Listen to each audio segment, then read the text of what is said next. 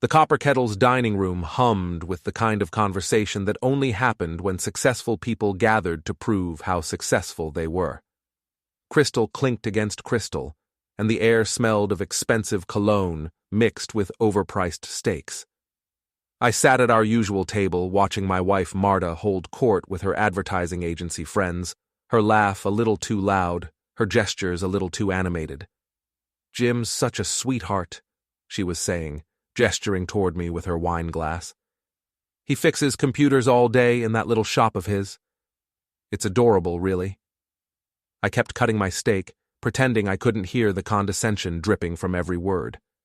Tessa, Marta's best friend and the unofficial queen bee of this particular social circle, leaned forward with predatory interest. "How romantic," Tessa said, her voice syrup-sweet. "A real blue-collar hero." "Oh, absolutely," Marta continued, emboldened by the wine and the audience. "Though honestly, I don't think this silly marriage will last another year. He's so far below my level now." The table went quiet for exactly 3 seconds. Then the laughter started, polite at first, then genuine as they realized Marta wasn't joking. I set down my knife and fork with deliberate precision, the metal clicking against the porcelain loud enough to cut through their amusement. "Why wait a year?" I asked, my voice carrying just far enough to reach the neighboring tables. "Let's end it now." I stood up, dropped my napkin onto my half-finished meal, and walked toward the exit. Behind me, I heard Marta's voice, pitched higher now, trying to play it off as a joke. "Jim, honey, come back. You know I didn't mean—" But I was already pushing through the heavy glass doors into the October night. The rain had started while we were inside, turning the parking lot into a mirror of neon reflections. I stood there for a moment, letting the cold water soak through my shirt, and wondered how long she'd been talking about me like that when I wasn't around to hear it. My phone buzzed before I reached my truck. A text from Tessa. "I have something you need to see. Meet me tomorrow at Murphy's bar. Alone."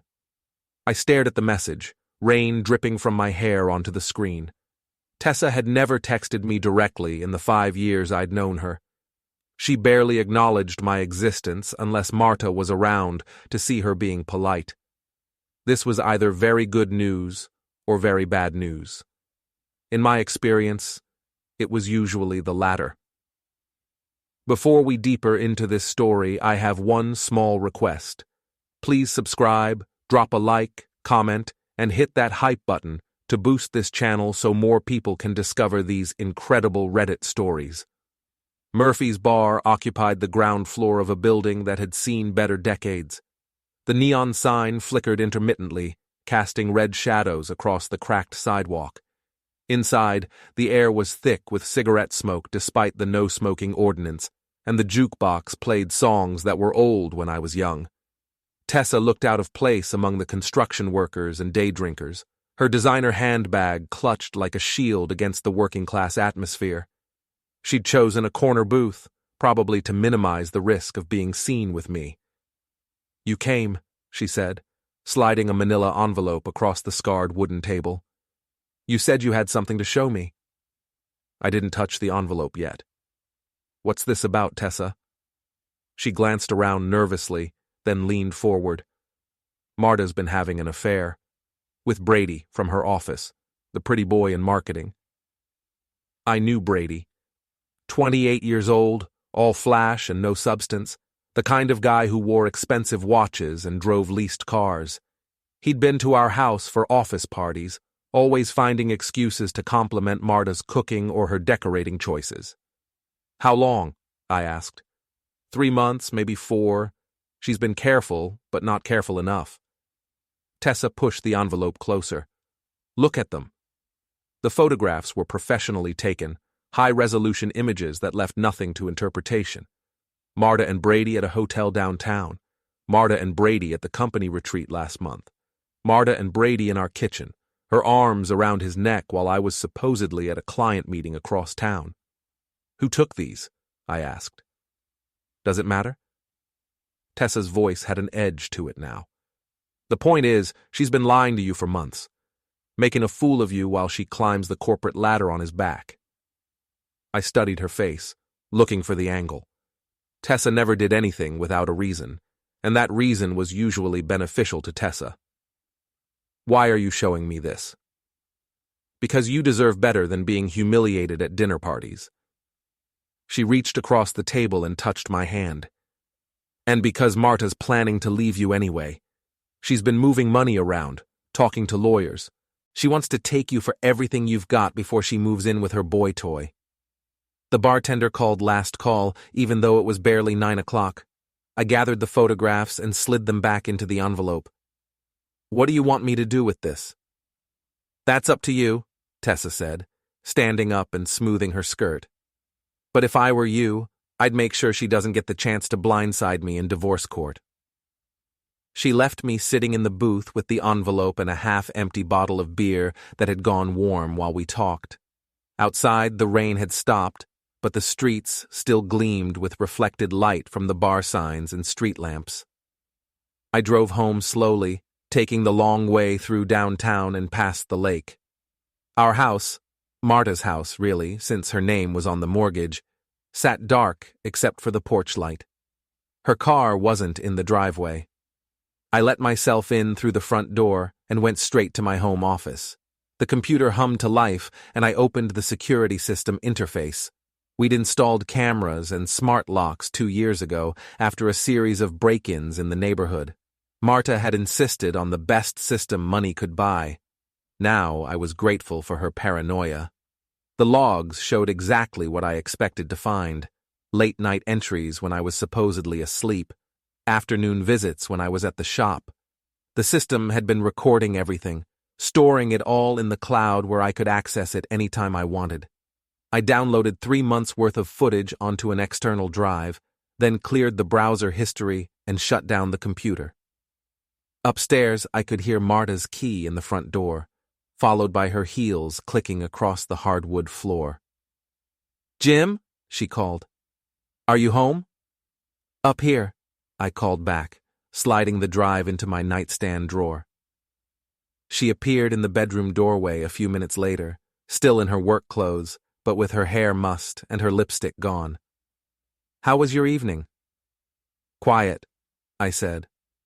"How was yours?" "Just drinks with some clients, nothing exciting." She kicked off her heels and started unbuttoning her blouse. "Listen, about dinner last night, don't worry about it," I said. "You were right. We are on different levels." She paused, studying my face in the mirror. "What's that supposed to mean?" "Nothing," I said, getting up from the bed. "I'm going to watch some TV downstairs." I left her standing there, and for the first time in months, I felt like I was the one walking away. The next morning, I woke up before dawn and drove to the shop. Hartley Electronics occupied a narrow storefront in a strip mall between a dry cleaner and a tax preparation service. The neighboring businesses were struggling, half the storefronts were empty, and the parking lot needed repaving. But my little operation had been profitable enough to keep me independent, at least until yesterday. I unlocked the front door and flipped on the fluorescent lights, then went straight to my workbench and fired up my laptop. The external drive from last night contained enough evidence to bury Marta in any divorce proceeding, but I wasn't ready to play that card yet. First, I needed to understand exactly how deep this went. I started with the financial records. Marta handled our joint accounts, claiming she was better with money management. She wasn't wrong. Her MBA and her position at the agency gave her advantages I didn't have. But being good with money and being honest about money were two different things. The bank statements told an interesting story. Regular transfers to an account I'd never seen before. Cash withdrawals that didn't match our normal spending patterns. And most interesting of all, a series of payments to something called Meridian Consulting Services. A quick internet search revealed that Meridian was a private investigation firm specializing in domestic and corporate intelligence gathering. Their website was full of vague language about protecting your interests and gathering actionable information. They'd been paid $1,200 over the past 2 months. My phone rang, interrupting my research. The caller ID showed a number I didn't recognize. Hartley Electronics, I answered. Mr. Hartley? This is Detective Morrison with the City Police. I need to ask you a few questions about an incident last night. My stomach dropped. What kind of incident? Someone vandalized a vehicle belonging to Brady Hutchins. Slashed tires, broken windows, spray paint. Mr. Hutchins says you might have had a motive. I leaned back in my chair, trying to keep my voice steady. I was home all evening, Detective. My wife can vouch for that. I'll need to speak with her as well. Can you come down to the station this afternoon? Of course. Should I bring a lawyer? That's up to you, Mr. Hartley. We're just trying to get a complete picture. The line went silent, and I sat staring at my laptop screen. Brady's car had been vandalized the same night Tessa showed me those photographs. The timing was too convenient to be coincidental. Someone was playing games, and I was starting to suspect I knew who. I closed the laptop and grabbed my jacket. If Marta wanted to escalate this situation, I was happy to accommodate her. But she'd made one crucial mistake. She'd underestimated exactly how far below her level I was willing to go. The police station occupied a concrete building downtown that looked like it had been designed by someone who hated both architecture and humanity. Detective Morrison turned out to be a tired-looking woman in her 40s who offered me coffee from a pot that smelled like it had been brewing since the previous administration. Mr. Hutchins filed his report this morning, she said, opening a folder on her desk. Claims someone destroyed his Tesla sometime between midnight and 6 a.m. Says you and he had words recently. We've never had words, I said. I barely know the guy. But you know him well enough to headbutt him in Murphy's bar 3 nights ago. I'd forgotten about that. Brady had cornered me in the men's room, making some comment about Marta moving on to better things. I'd reacted without thinking, and he'd ended up with a busted nose and a bruised ego. He was drunk and belligerent, I said. I defended myself. Uh-huh. Morrison made a note in the file. And where were you last night between midnight and 6 a.m.? Home, asleep. Can anyone verify that? I thought about Marta coming home late with mussed hair and missing lipstick. My wife was out until around 11. After that, we were both home. Morrison closed the folder. Mr. Hutchins seems to think you're harboring some kind of grudge against him. Says you've been asking questions about his relationship with your wife. What relationship? I asked. She studied my face for a long moment, then shrugged. I've seen the security footage from the bar. You threw the first punch, but he was clearly the aggressor. As for the car, unless we find some physical evidence linking you to the scene, this is just he said, she said. So I'm free to go? For now, but Mr. Hartley? She leaned forward. Whatever's going on between you and your wife, don't let it spill over into criminal behavior. That never ends well for anyone. I drove home through the afternoon traffic, thinking about Morrison's advice. She was right, of course. Criminal behavior was a line I couldn't cross, no matter how far Marta pushed me. But there were other lines. Lines that existed in the gray areas between legal and illegal, between public and private, between revenge and justice. Marta had spent months making me look like a fool. Now it was my turn to return the favor. The house was empty when I got home, but Marta's car was in the driveway. I found her in the kitchen, pacing back and forth while she talked on her phone. She saw me come in and held up one finger, signaling me to wait. No, I understand the situation, she was saying. But we need to be more careful going forward. Yes, I'll talk to him tonight. She ended the call and turned to face me, her expression carefully neutral. How did it go with the police? Fine. They don't have any evidence. I opened the refrigerator and grabbed a bottle of water. Funny thing, though, Brady seems to think I've been asking questions about his relationship with you. That's ridiculous. Brady and I work together, that's all. I twisted the cap off the bottle and took a long drink, watching her face. The detective seemed to think there might be more to it than that. The detective is fishing for information. You know how these small-town cops are. They love drama. Marta moved closer, reaching out to touch my arm. Jim, I need you to know that whatever problems we're having, I would never what? Never betray you like that. Never make a fool of you. The sincerity in her voice was almost convincing. If I hadn't seen those photographs, if I hadn't reviewed the security footage, I might have believed her.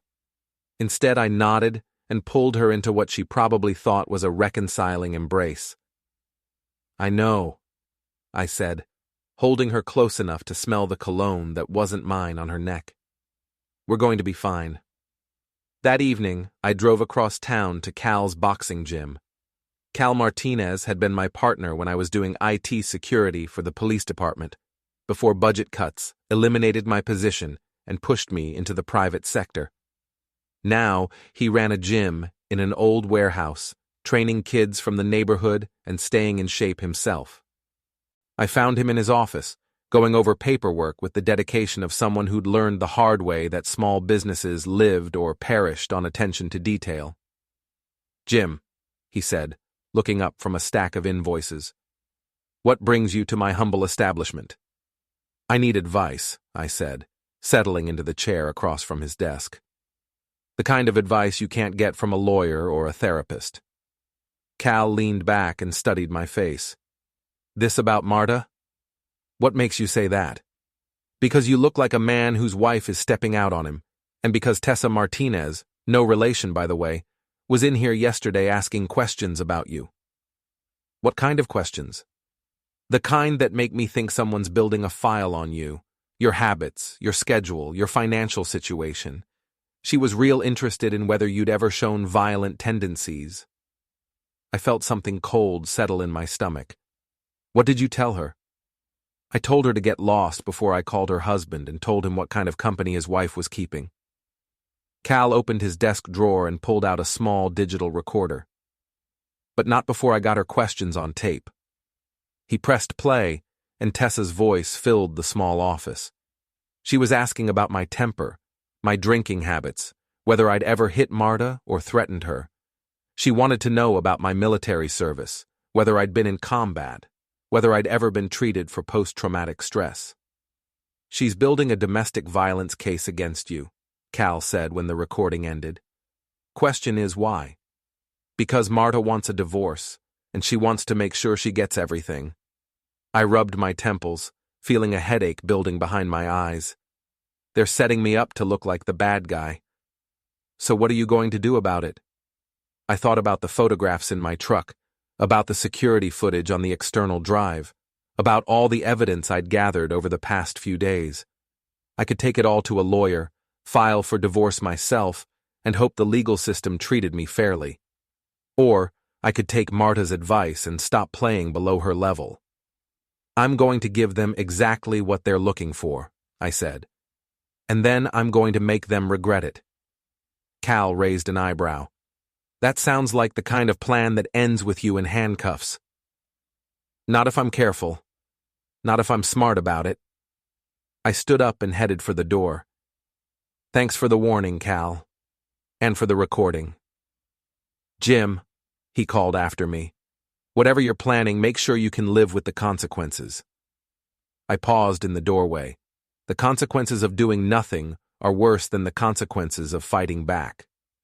Maybe, but once you cross that line, there's no going back. I drove home through the darkness, thinking about lines and consequences and the difference between justice and revenge. Marta's car was gone again, which meant she was probably with Brady, probably planning their next move in whatever game they thought they were playing. But games had rules, and I was tired of playing by theirs. It was time to change the rules entirely.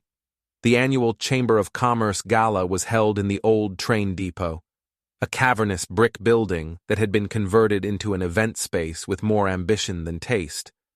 Marta had insisted we attend, claiming it was important for her career to be seen at these community functions. I suspected she had other reasons. We arrived separately.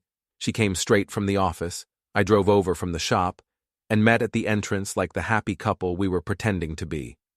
Marta looked stunning in a black cocktail dress that probably cost more than most people made in a week. She'd had her hair done and was wearing the diamond earrings I'd given her for our anniversary.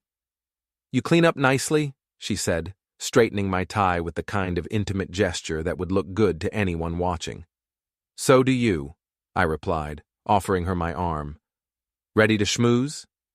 The depot was packed with the kind of people who showed up to these things: local business owners, city council members, real estate agents, and the occasional minor celebrity who'd grown up in town and moved back after making it big somewhere else. A jazz quartet played in one corner while waiters circulated with champagne and hors d'oeuvres. I spotted Brady across the room, looking uncomfortable in a rented tuxedo and nursing what appeared to be his third or fourth drink. He was talking to Riley Patterson, Marta's boss at the agency, a woman who'd built her career on being smarter and more ruthless than everyone around her.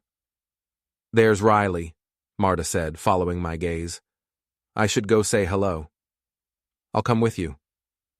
"Actually, why don't you get us some drinks first? I'll catch up with you in a few minutes." She was already moving away before I could respond, gliding through the crowd with the confidence of someone who belonged in rooms like this. I watched her approach Riley and Brady, saw the way Brady's face lit up when he noticed her, saw the subtle way Riley stepped back to give them space. I made my way to the bar and ordered 2 glasses of champagne, then positioned myself where I could observe without being obvious about it. Marta and Brady were deep in conversation now, their heads close together, their body language intimate despite the public setting.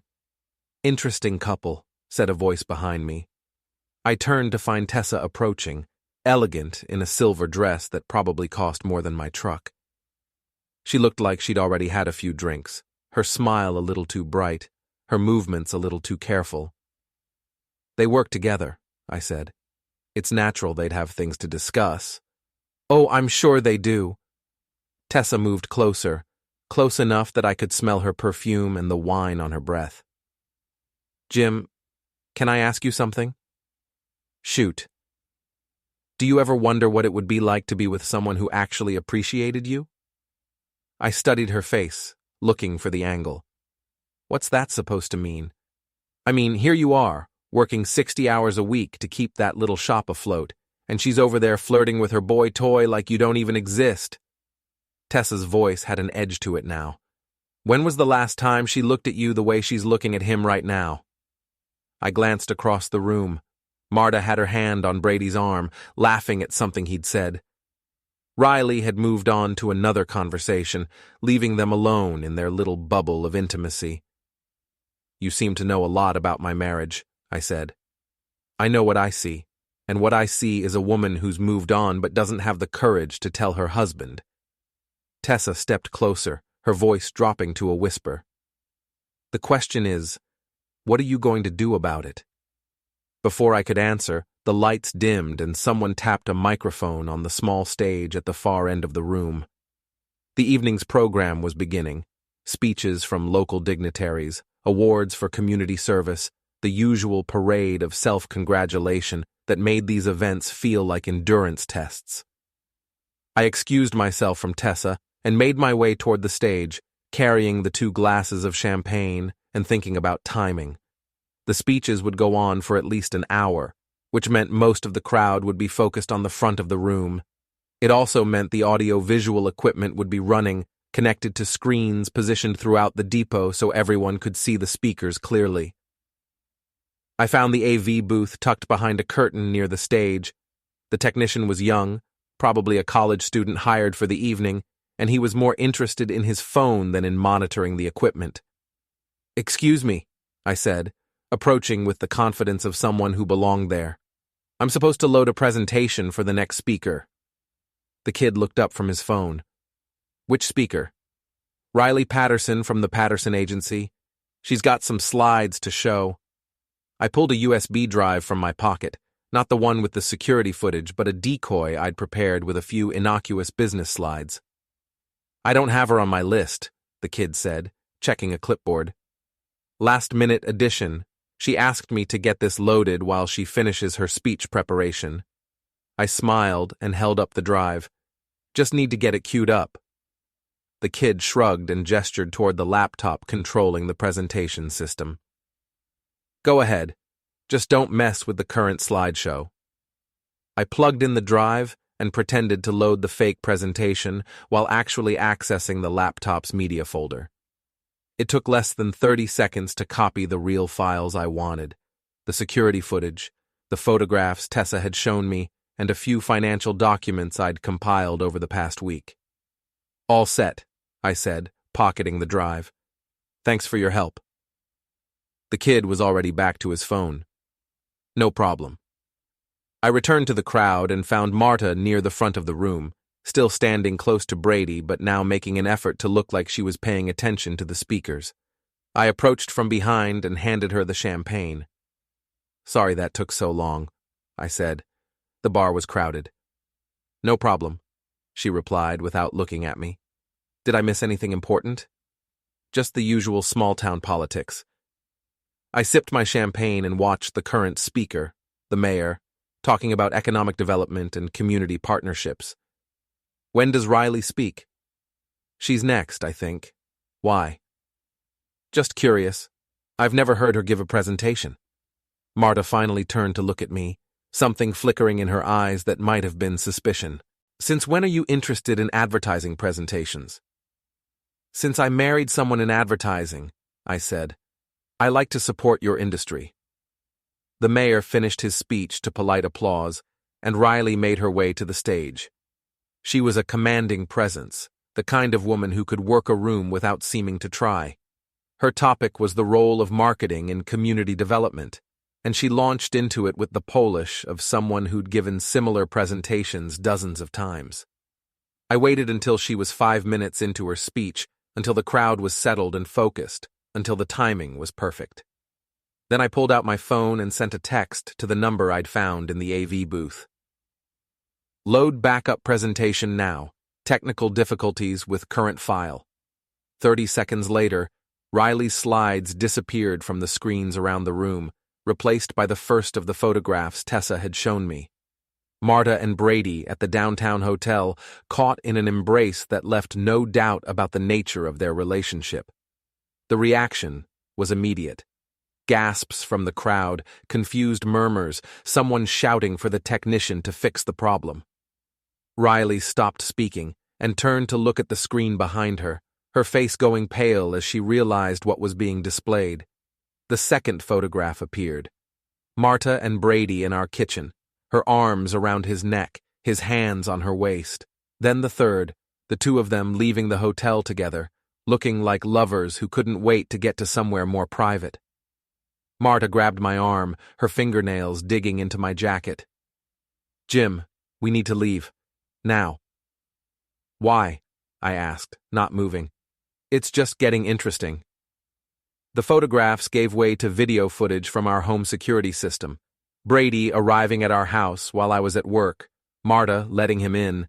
The timestamp showed it was from 2 weeks ago, a Tuesday afternoon when I'd been across town fixing a client's server. Turn it off! Someone shouted from the crowd. Get those pictures off the screen! But the AV kid was either not at his station or too flustered to know which buttons to push. The footage continued, showing Brady leaving our house 3 hours later, both of them visible in the frame as they said goodbye with another intimate embrace. Riley had abandoned her speech and was trying to get someone's attention to fix the technical problem. Brady had disappeared entirely, probably headed for the nearest exit. And Marta was pulling on my arm with increasing desperation. We have to go, she hissed. This is humiliating. For who? I asked. The final piece of evidence appeared on the screens. Bank records showing the payments to Meridian Consulting, highlighted and annotated to show they'd come from our joint account. The same account Marta had been managing, the same account she'd used to hire private investigators to build a case against me. Someone finally found the right button, and the screens went blank. The jazz quartet started playing again, probably on Riley's frantic instruction, but the damage was done. Half the crowd was staring at Marta. The other half was pulling out phones to text their friends about what they'd just witnessed. Ladies and gentlemen, Riley said into the microphone, her voice steady despite the circumstances. "We seem to have experienced some technical difficulties. Let's take a short break while we resolve the issue." Marta was already moving toward the exit, her face flushed with embarrassment and anger. I followed at a leisurely pace, nodding to acquaintances as I passed, playing the role of the wronged husband with dignity and tact. In the parking lot, she whirled around to face me. "How could you do this to me?" "Do what?" I asked. "I didn't put those pictures on the screen." "Don't lie to me, Jim. This has your fingerprints all over it." "Actually, it has your fingerprints all over it. And Brady's, and whoever you hired to investigate me." I pulled out my car keys. "The only thing I did was make sure people saw the truth. This will ruin my career. Riley will never trust me again. The whole agency will think I'm... What? A cheater? Someone who betrays the people who trust her?" I shrugged. "Maybe you should have thought about that before you started betraying people who trusted you." She stared at me for a long moment, and I could see her recalculating, trying to figure out how much I knew and how much damage I could still do. "What do you want?" she asked finally. "I want you to stop pretending this marriage means anything to you. I want you to stop hiring investigators to dig up dirt on me. And I want you to understand that if you try to destroy me in a divorce, I'll make tonight look like a warm-up act." I got in my truck and started the engine, leaving her standing alone in the parking lot under the streetlights. In my rearview mirror, I could see other people emerging from the depot, some of them pointing in her direction, all of them talking. By tomorrow, everyone in town would know about Marta's affair. Her reputation was in ruins, her relationship with her boss was probably beyond repair, and her plan to paint me as the villain had backfired spectacularly. But as I drove home through the empty streets, I realized this was just the beginning. Marta wasn't the type to accept defeat gracefully, and neither was Tessa. They'd regroup, they'd adapt, and they'd come at me from a different angle, which was fine with me. I was just getting warmed up. The next morning brought a steady rain and a series of phone calls that started before I'd finished my first cup of coffee.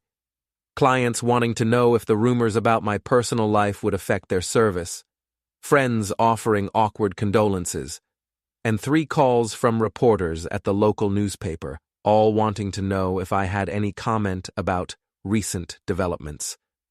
I let them all go to voicemail and drove to the shop early, hoping to lose myself in the familiar routine of repairing other people's broken electronics. But even that refuge was compromised. Mrs. Henderson from the dry cleaners next door knocked on my window before I'd unlocked the front door. "Jim, honey," she said, her voice full of sympathy and curiosity in equal measure. "I heard about what happened at the gala. Are you doing okay?" "I'm fine, Mrs. Henderson. Thanks for asking." "That wife of yours," she continued, clearly not done with the conversation. "I always thought she was too good for her own good, if you know what I mean." I knew exactly what she meant, but I also knew that Mrs. Henderson would repeat whatever I said to anyone who'd listen. "I'd rather not discuss it, if that's okay." Of course. But if you need anything, a home-cooked meal, someone to talk to, you just let me know." I thanked her and escaped into the shop, but the phone started ringing before I could even turn on the computers. The caller ID showed Marta's number. "We need to talk," she said without preamble. "I'm listening." "Not on the phone. Meet me for lunch at Rosario's, noon." "I don't think that's a good idea. People might see us together and get the wrong impression." "Jim." Her voice had the tone she used when she was trying to be reasonable about something unreasonable. "We need to figure out how to handle this situation like adults." "I thought we handled it pretty well last night." "Last night was a disaster, and you know it. Riley is furious, Brady is talking about filing harassment charges, and half the town thinks I'm some kind of adulteress," I suggested, "because that's what you are." The line went quiet for several seconds. When she spoke again, her voice was colder. "Rosario's, noon. If you're not there, I'll assume you want to handle this through lawyers." She hung up before I could respond, leaving me staring at the phone and wondering what kind of trap she was setting this time. Rosario's Italian restaurant occupied a converted house on the edge of downtown, the kind of place that served decent food to people who wanted to have conversations without being overheard. I arrived 10 minutes early and took a table in the back corner, positioning myself where I could see the entrance and most of the dining room. Marta showed up exactly on time, wearing a conservative business suit and an expression that could have frozen the pasta sauce. She'd clearly spent the morning doing damage control. Her hair was perfect, her makeup flawless, her posture radiating the kind of confidence that comes from having a plan. "Thank you for coming," she said, settling into the chair across from me. "I was curious to hear what you had to say." The waiter appeared, and we ordered without much discussion. Salads for both of us, iced tea for me, white wine for her. When he left, Marta leaned forward and folded her hands on the table. "I want you to know that I never intended for things to go as far as they did," she said. "With Brady, I mean. It started as just companionship. Someone to talk to about work stress, about the problems we were having at home." "What problems were we having at home?" "Don't be naive, Jim. We've been growing apart for months, maybe longer. You know it, I know it, and pretending otherwise doesn't help anyone." She wasn't wrong, but I wasn't about to give her the satisfaction of admitting it. "So you decided to start shopping for my replacement while we were still married." "I decided to explore my options, which is what any rational person would do in a failing relationship." "And the private investigator? Was that also rational?" Her composure slipped for just a moment. "I needed to protect myself. You have a temper, Jim. You proved that when you hit Brady at the bar.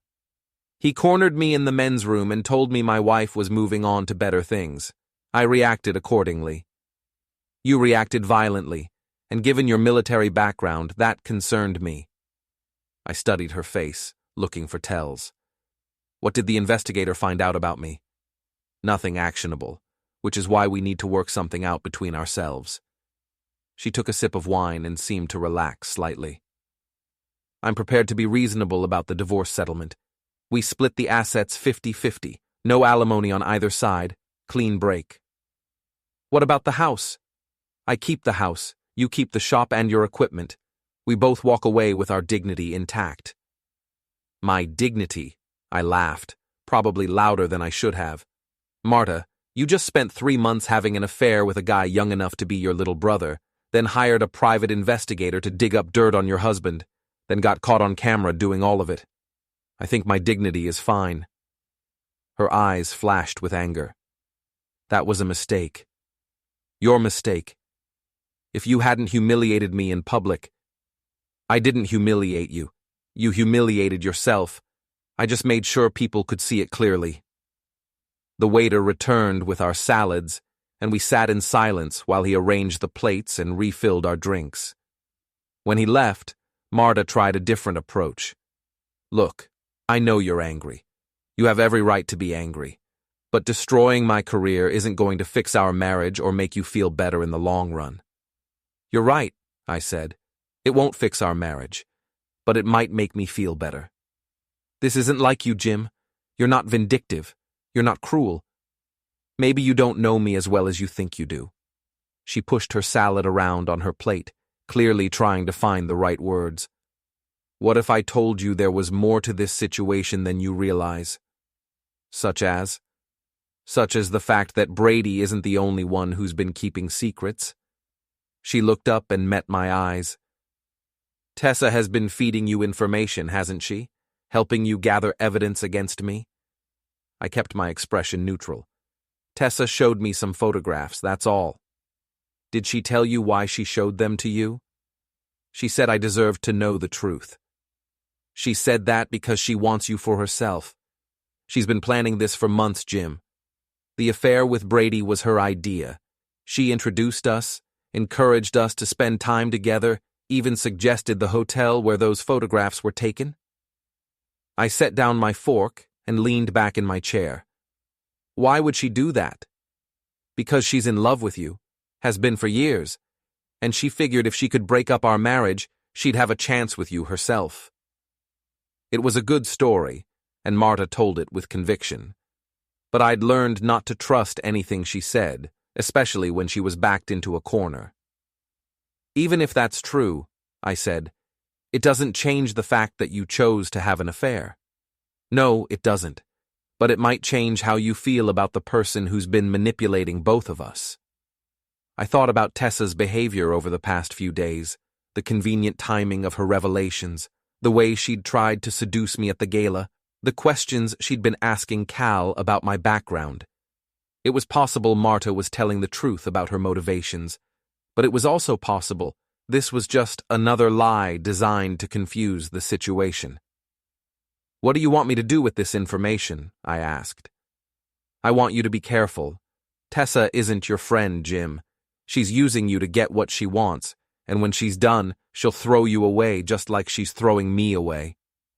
Marta finished her wine and signaled the waiter for the check. Think about my offer, 50-50 split, clean break, no lawyers. It's more generous than you'd get in court. I'll consider it, I said. Don't take too long. My patience isn't infinite. She left me sitting at the table with 2 barely touched salads and a lot to think about. If Marta was telling the truth about Tessa, then I'd been played by both of them. If she was lying, then this was just another attempt to manipulate me into accepting a settlement that favored her. Either way, I was tired of being everyone's pawn. It was time to start playing my own game. That evening, I drove to Tessa's house in the affluent Riverside neighborhood, where the lawns were manicured and the driveways were filled with luxury cars. Her husband Mike worked in real estate development, and their success was displayed in every architectural detail of their oversized colonial. Tessa answered the door in yoga pants and a cashmere sweater, looking like she'd just finished a workout or was about to start one. Her smile was warm and welcoming, but I noticed she glanced past me to see if anyone else was watching. "Jim," she said. "What a pleasant surprise. Come in." The interior of the house was exactly what I'd expected. Expensive furniture arranged with magazine precision, abstract art on the walls, fresh flowers in crystal vases, everything designed to impress visitors and demonstrate the owner's refined taste. "Mike's not home?" I asked. "Business trip to Chicago. He won't be back until Thursday." She led me into the living room and gestured toward a leather sofa that probably cost more than most people's cars. "Can I get you something to drink?" "I'm fine. We need to talk." "Of course." She settled into the chair across from me, crossing her legs and leaning forward with the kind of attention that made men feel important. "I heard about what happened at the gala. That was brilliant, by the way. Absolutely brilliant. Marta seems to think you orchestrated the whole thing." Tessa's expression didn't change, but something flickered in her eyes. "What do you mean?" "She says the affair was your idea, that you introduced her to Brady, encouraged them to spend time together, even suggested the hotel where they met." "That's ridiculous. Why would I do something like that?" "She thinks you're in love with me." Now Tessa did react, her cheeks flushing pink and her hands fluttering nervously. "Jim, that's not... I mean, I care about you as a friend, but..." "But?" She stood up abruptly and walked to the window overlooking the backyard. "Marta is trying to turn you against me because she knows I helped you discover the truth about her affair." "Is that all you did? Help me discover the truth?" "What else would I have done?" I pulled out my phone and opened the recording app, then played back the conversation Cal had recorded at his gym. Tessa's voice filled the living room, asking detailed questions about my temper, my military service, my relationship with Marta. When the recording ended, Tessa turned away from the window to face me. Her composure was gone now, replaced by something that looked like desperation. "You don't understand," she said. "I was trying to protect you." "From what?" "From Marta. From the case she was building against you." Tessa moved closer, her voice taking on a pleading tone. "She was going to claim you were abusive, that she was afraid for her safety. She had photographs of bruises, fake ones, but convincing.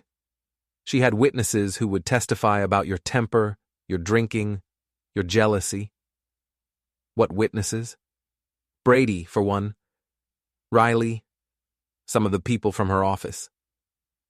Tessa reached out and touched my arm. I was trying to gather information so you could defend yourself. It was plausible, and she delivered it with the kind of emotional intensity that was hard to fake. But I'd learned not to trust anyone's story completely, especially when they had reasons to lie. "Show me," I said. "Show you what?" "The evidence. If you were really trying to help me, you must have gathered some kind of proof about what Marta was planning." Tessa hesitated, then nodded. "It's upstairs in my office. Wait here." She disappeared up the staircase, leaving me alone in the living room with its expensive furniture and carefully curated atmosphere. I used the time to look around, noting the family photographs on the mantelpiece, the books on the shelves, the small details that revealed the personalities of the people who lived here. One photograph caught my attention. Tessa and Mike at some kind of charity function, both of them smiling for the camera but standing far enough apart to suggest their marriage wasn't as perfect as their house. Another showed Tessa with a group of women I recognized from various social events, including Marta. "Here," Tessa said, returning with a manila folder. "This is everything I was able to gather."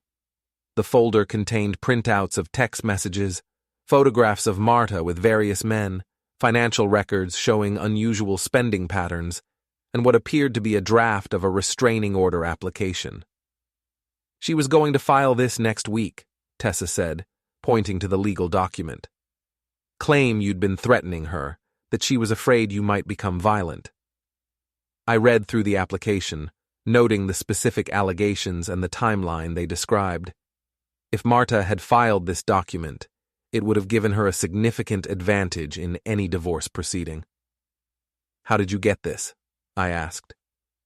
"I have friends in the legal community, people who owe me favors." "And you were planning to give this to me when?" "When the time was right, when you needed it most." Tessa sat down beside me on the sofa, close enough that I could smell her perfume.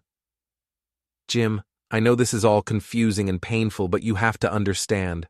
I'm on your side." "Why?" "Because you deserve better than what Marta was planning to do to you. Because you're a good man who's been taken advantage of by someone who never appreciated what she had." She leaned closer, her hand resting on my thigh. "And because I do care about you. More than I probably should." It would have been easy to give in to her offer, to let her comfort me and make me feel like someone actually wanted me. But I'd learned too much over the past week to trust easy solutions. "What about Mike?" I asked. "What about him? Does he know how you feel about me?" "Mike and I have an understanding. We've grown apart over the years, just like you and Marta. Sometimes people change, and sometimes marriages don't survive those changes."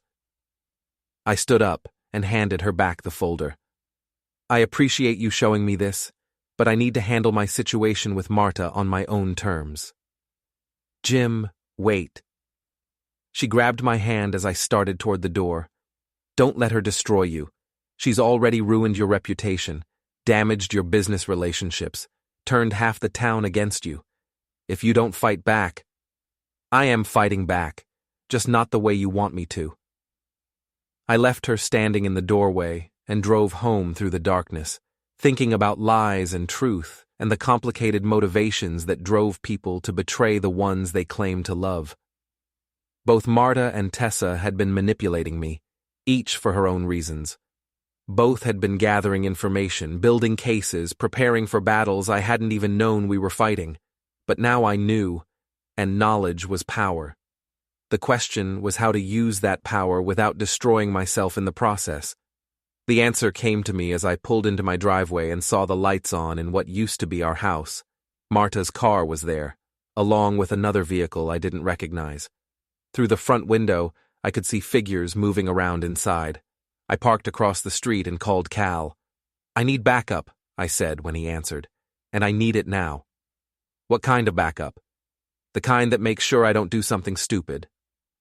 On my way, he said, and hung up. 20 minutes later, Cal's pickup truck pulled up behind mine. He got out carrying a small duffel bag and wearing the kind of expression that meant business. "What's the situation?" he asked. "My wife is in there with someone I don't recognize, probably her lawyer or another private investigator. I'm going to go in and find out what they're doing." "That sounds like the kind of plan that ends with you in jail." "Not if I'm careful. Not if I have a witness." Cal studied the house, noting the vehicles and the activity inside. "What do you need me to do?" "Stay out here and record everything. If this goes sideways, I want proof of what really happened." He nodded and pulled a small camera from his duffel bag. "I'll be watching. But Jim, don't let them provoke you into doing something you'll regret." "I won't. I'm done being provoked." I walked up the front steps and let myself in with my key, making enough noise to announce my presence. The voices in the living room stopped abruptly. "Jim?" Marta called. "Is that you?" "It's my house," I replied, hanging my jacket on the hook by the door. "At least for now." I found them in the living room, Marta, Brady, and a man in an expensive suit who was obviously a lawyer. They'd been going through papers spread across the coffee table, documents that probably related to the divorce settlement Marta had offered me earlier. "We need to talk," Marta said, her voice carefully controlled. "I'm listening." The lawyer cleared his throat. "Mr. Hartley, I'm David Chen, representing your wife in this matter. We'd like to discuss a resolution that works for everyone involved." "What kind of resolution?" "A fair division of assets, with some additional considerations given the unusual circumstances of recent events."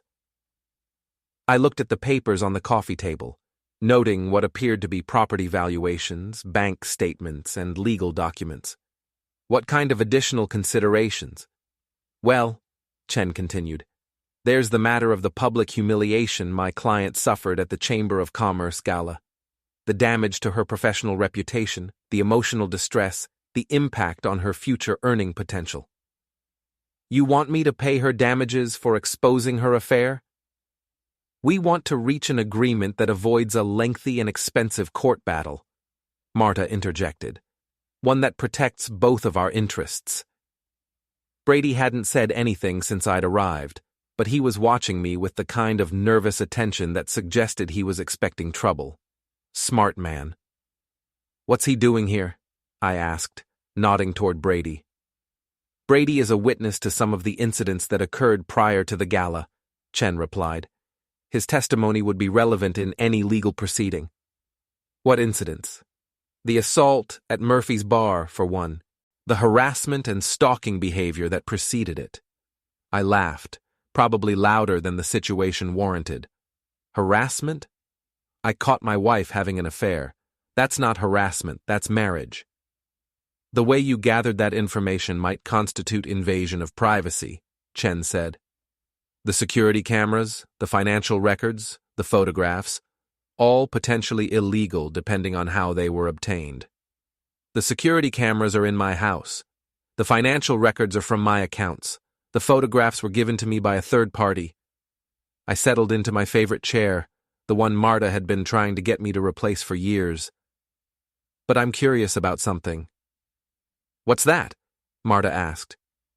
"If Brady is here as a witness, what exactly is he going to testify about? The affair you've been having with him? The hotel meetings? The afternoons at our house while I was at work?" Brady finally spoke up. "Look, man, I never meant for any of this to happen. It just developed." "What developed? Your relationship with my wife, or your plan to help her take me for everything I'm worth?" "There was no plan," Marta said quickly. "Brady and we fell in love. It wasn't something we intended." "But you intended to hire a private investigator to dig up dirt on me. You intended to file a restraining order claiming I was abusive. You intended to destroy my reputation before you filed for divorce." The room went quiet. Chen looked at Marta with the kind of expression lawyers get when their clients haven't told them everything. How do you know about the restraining order? Marta asked. I know about a lot of things. The question is, what are you going to do about it? I pulled out my phone and opened the recording app, then played back a conversation I'd recorded earlier that evening, Tessa's voice describing Marta's plan to frame me for domestic violence, including details about fake photographs and coached witnesses. When the recording ended, Chen was looking at his client with undisguised irritation. Mrs. Hartley, he said, we need to discuss these allegations privately. There's nothing to discuss, Marta replied, but her voice lacked conviction. Actually, there is. I stood up and walked to the window, where I could see Cal's truck parked across the street.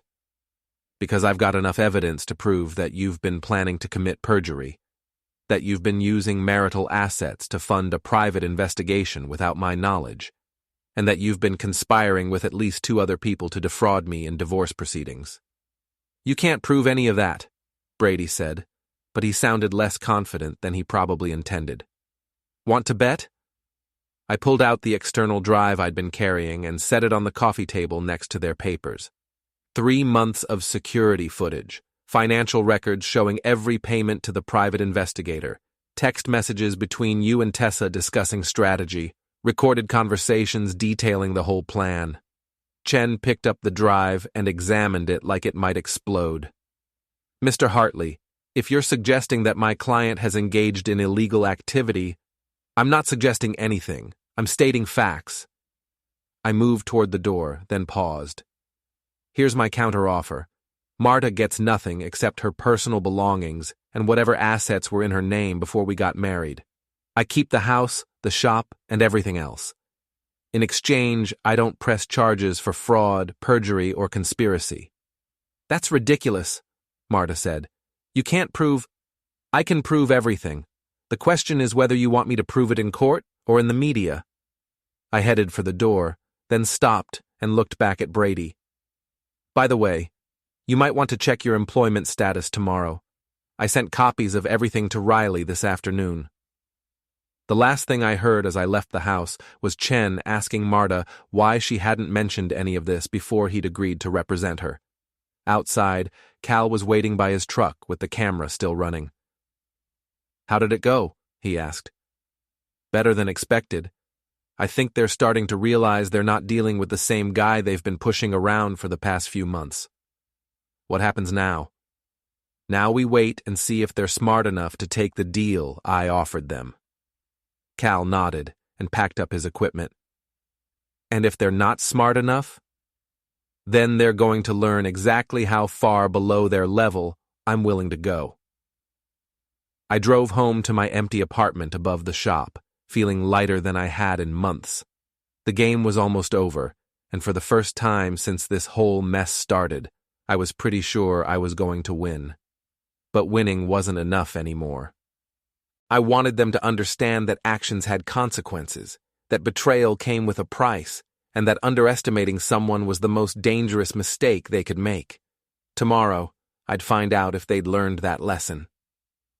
The call came at 7 a.m., waking me from the first decent night's sleep I'd had in weeks. Chen's voice was carefully professional, but I could hear the defeat underneath. Mr. Hartley, my client is prepared to accept your terms. All of them? All of them. She'll sign the papers this afternoon if you're available. I looked out the window at the morning traffic beginning to build on the street below. People heading to jobs, starting their days, living their lives without the complications that had consumed mine for the past month. I'll be there, I said. The meeting took place in Chen's office, a sterile space with law books and diplomas designed to impress clients and intimidate opponents. Marta sat across from me at the conference table looking older than she had a week ago, her usual confidence replaced by resignation. She signed the papers without argument, her signature quick and efficient. No drama, no last-minute negotiations, no attempts to salvage something from the wreckage of her plan. That's it? I asked Chen when the last document was notarized. That's it. The marriage is dissolved, the assets are distributed as agreed, and both parties waive any future claims against each other. I stood up and shook his hand, then turned to Marta. She was staring at the papers like they contained her own obituary. "For what it's worth," she said without looking up, "I never wanted it to end this way." "How did you want it to end?" "I don't know. Differently." I left her sitting there and walked out into the afternoon sunshine, feeling like a man who'd just been released from prison. The shop was waiting for me, along with a stack of repair orders and a business that needed rebuilding. But first, I had one more stop to make. Tessa's house looked the same as it had the night before, but something felt different as I walked up the front steps. Maybe it was my perspective, or maybe it was the knowledge that the game was finally over. She answered the door in a silk robe, her hair disheveled like she'd just gotten out of bed despite the late hour. "Jim," she said, her voice carefully neutral, "I heard about the settlement. News travels fast. It always does in a town this size." She stepped aside to let me in. "I suppose congratulations are in order." "Are they?" We stood in her foyer, neither of us moving toward the living room. The house felt different too, less impressive, more like a stage set designed to create an illusion. "What happens now?" she asked. "Now I go back to my life, fix computers, pay my bills, try to remember what normal feels like." "And us?" "There is no us, Tessa. There never was." Something flickered across her face, disappointment maybe, or relief. "I suppose I should have expected that." "You got what you wanted. Marta's marriage is over, her reputation is destroyed, her career is probably finished, mission accomplished. That wasn't what I wanted. Wasn't it?" She pulled the robe tighter around herself and looked toward the living room where we'd had our conversation the night before. "I thought if I could show you who she really was, you'd see that you deserved better." I did deserve better, but not from you. I turned to leave, then paused at the door. "Mike's a good man, Tessa. Maybe you should try appreciating what you have instead of scheming to get what you think you want." The last thing I saw as I walked away was her reflection in the glass of the front door, standing alone in her perfect house with her perfect life that somehow wasn't enough. Back at the shop, I found Cal waiting for me with a 6-pack of beer and a grin that suggested he'd heard about the settlement. "So it's over?" he asked. "It's over. How do you feel?" I thought about it while I opened a bottle and took a long drink. Tired, relieved, ready to move on. "Any regrets?" "About the divorce? No. About the way I handled it?" I shrugged. "Maybe I could have been less vindictive. Maybe I could have taken the high road." "The high road doesn't always get you where you need to go." "No, it doesn't." We drank our beer in comfortable silence, watching the traffic pass by outside the window. Eventually, Cal finished his bottle and stood up. "You know what the best part about hitting rock bottom is?" he asked. "What's that?" "The only way to go from there is up." After he left, I sat alone in the shop, surrounded by broken computers and half-finished repairs, thinking about second chances and new beginnings and the difference between justice and revenge. Marta had been right about one thing. I wasn't the same man she'd married. The past month had changed me, hardened me in some ways, taught me things about myself I hadn't known before. I'd learned that I could be ruthless when I needed to be. I'd learned that I could play games as well as anyone when the stakes were high enough. And I'd learned that sometimes the only way to win was to be willing to lose everything. But I'd also learned that winning wasn't the same as being happy, and that revenge was a dish best served cold because it left you cold too. Tomorrow, I'd start rebuilding, not just the business, but myself. I'd figure out who I wanted to be now that I wasn't half of a couple anymore. I'd learn to live alone without being lonely, to trust again without being naive, to love again without being vulnerable. Tonight, though, I was content to sit in my empty shop with my empty beer bottle and my empty future, knowing that empty could be filled with whatever I chose to put there. For the first time in months, the choice was entirely mine, and that was enough.